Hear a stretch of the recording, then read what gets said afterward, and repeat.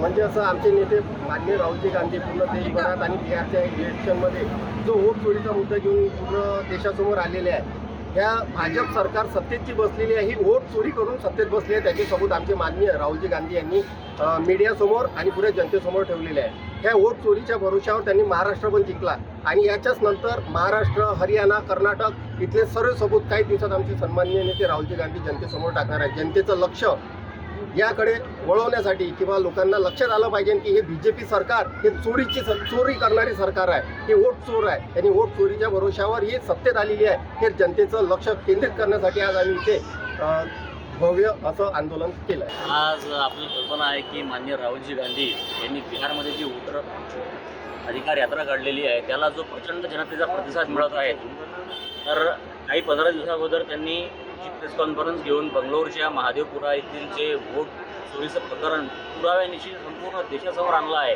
आपण बघितलं की त्यामुळे जनतेच्या मनात आता या सरकारबद्दल वोट चोरीमुळे आलेलं सरकार अशी ठाम भावना निर्माण झालेली आहे. त्याच्यामुळेच बिहारमध्ये प्रचंड त्यांना समर्थन मिळत आहेत.